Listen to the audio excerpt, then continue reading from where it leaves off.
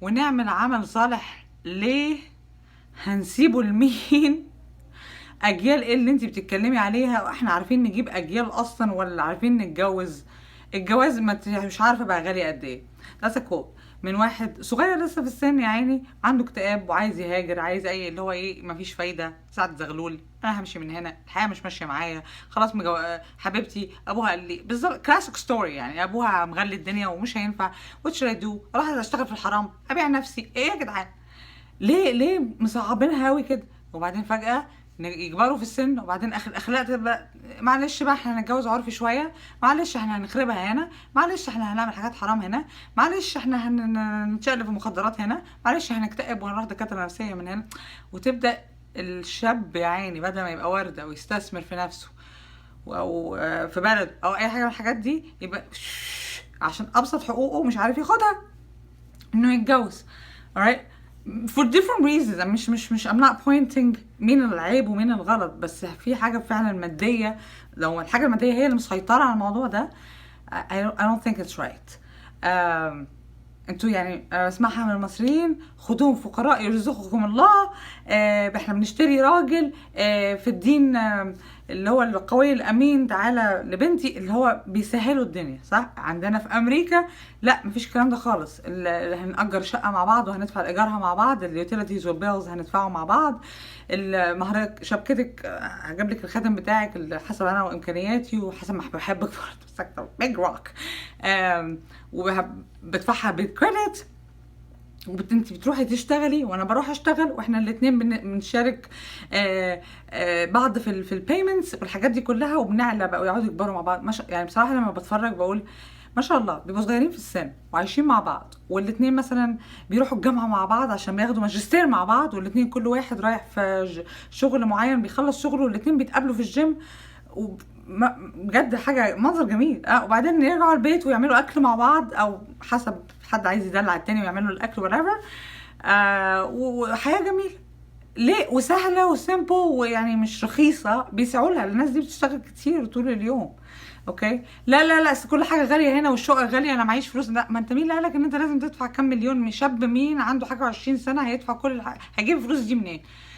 غير لو هو متقدم جدا في الكارير اللي هو فيه، او حرامي، او ملناش دعوه. فهتجيب كشاب صغير هيجيب المبلغ ده كله منين؟ ما ينفعش.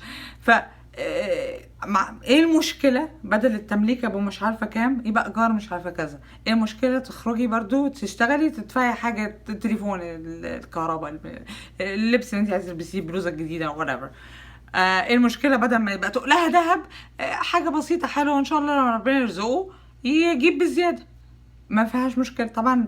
ده هيديهم اصلا امل، او ماي جاد انا في فرصه اني هتجوز، فده الامل ده هيديهم طاقه وشحنه ان هم يشتغلوا فعلا وينتجوا ولا يتعلموا، ولا حتى يبقوا مبسوطين كده ويقولوا الحمد لله ويبقوا متفائلين بالحياه، بدل ما يحطن لي سعد زغلول في اوضه نومهم. Do you know what I mean? So if it's the parents، حضرتك كعمو وانتي والناس الكبيره، يعني think about it this way. وانا مش قصدي استفز، انا ممكن حتى بابا اتكلم معاه بالاسلوب ده، اللي هو would you rather، هل احسن انه بعد الشر بنتك او ابنك يروحوا يعملوا حاجه حرام او حاجه غلط، او يبقوا قاعدين فعلا جالهم اكتئاب او حاجه شبه الاكتئاب، الاكتئاب دي كلمه كبيره، او ياخدوا لايف ستايل مش حلوه، مش نظيفه، مش ما تشرفش، تزعل، الكلام ده كله، او بعد الشر يحصل لهم مصيبه بقى بسبب لايف ستايل كذا، ولا تساعدهم ترخص الدنيا شويه، تتفاهم معاهم ان هم بني ادمين، ومع اساسا شعب حبيب، واكيد بيحبوا، واكيد عايزين يعيشوا حياه طبيعيه، وما يبقاش في ذنب. بس المشكله المصيبه بقى ان في الذنب بيجيب ذنب على ذنب على ذنب، وتكبر الذنوب في بعض، والدمار النفسي بيشتغل. ف help them out. if you're a parent help them out. انا مش بقول لك هات الواد وادفع له وخليه يستغل، وفكره بقى خلاص بقى ما احنا هندفع فلوس للرجاله خالص اطلاقا، احنا مش هنود ونروح ندي المهر للرجاله، احنا مصريين برضو عايزين نتدلع. اوكي، بس في باكستانيين بقى بيشيلوا الست شيل، فاحنا لا كده ولا كده، احنا زي في الستاتيوز بتاعت القدامى المصريين، بيبقوا الراجل والست واقفين جنب بعض، هو حاطط رجله بس قدام، وهيز embracing her، حاطط رجله قدام out of protection، بس واقفين جنب بعض out of equality، ان هما زي بعض، هما الاثنين زي بعض، هما الاثنين they're building an empire مع بعض.